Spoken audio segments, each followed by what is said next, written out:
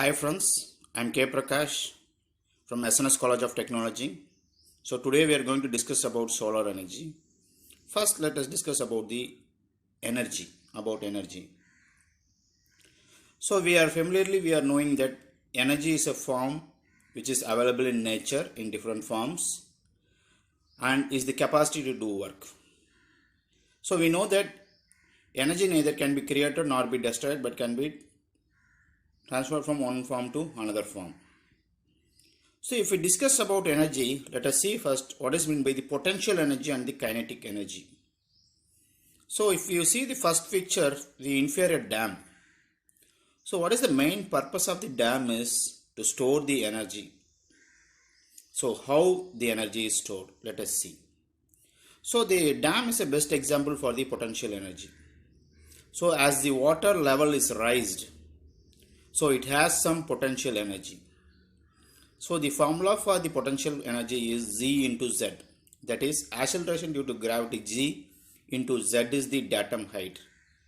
So as the Z height is increased, the potential energy is increased. So the dams are the main example for the potential energy.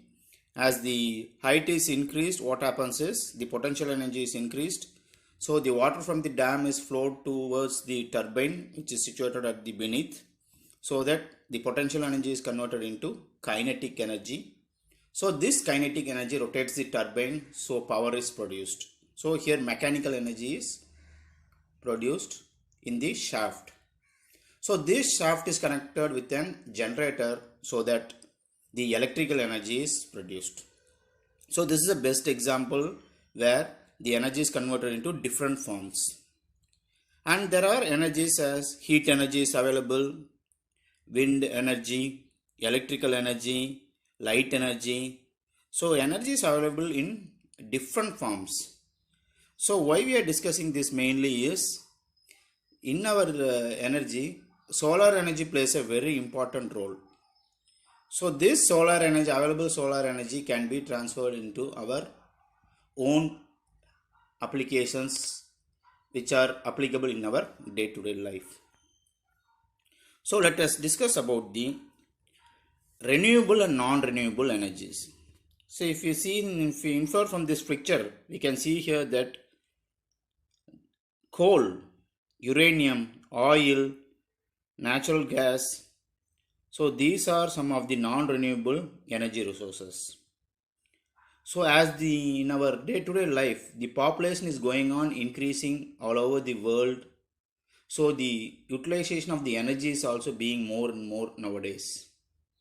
So these non-renewable energy resources are exhaustible and they will not be able to meet the demands in the future. So what we are doing is we have to turn our focus on the renewable energy resources. So if you see here, we can see the different renewable energy as solar, tidal energy, wave energy, geothermal energy, hydro, biomass, wind. So these are the main renewable energy resources. So whereas there are many drawbacks in the non-renewable energy resources. So the pollution is a big problem in the non-renewable energy sources. The coal which is used in the thermal power plants, the emissions in the thermal power plants is a biggest challenge for the global environment. And if you take uranium used in the nuclear power plants where it emits the radioactive rays, so which is very harmful to our people. So there are many drawbacks in the non-renewable energy resources. So whereas compared to the renewable, so these are available in nature in free of cost, and it is eco-friendly. And the solar energy is available in plenty in nature, but we are only converting only few percentage of the solar energy into our applicable ones.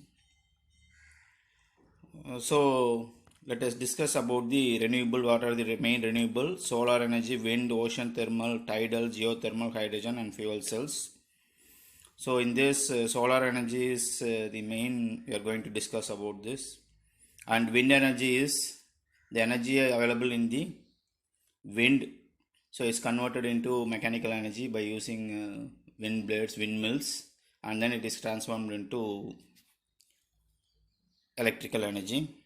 Where the ocean thermal energy conservation is nothing but the upper layer of the water is too hot because of the solar radiation or sun rays, whereas if you go beneath the earth, beneath the ocean, the temperature is very low. So this difference in the temperature is made to run the turbine and produce power. And tidal energy is the energy available in the waves is made to flow, and it is converted by using what turbines. And geothermal energy is available in the earth, and as well as hydrogen and the fuel cells. Now let us discuss about the solar energy. So if we take the solar energy, see here, so the 100% of the incoming solar energy is not utilized completely, whereas only 51% of the solar energy is absorbed by the land and the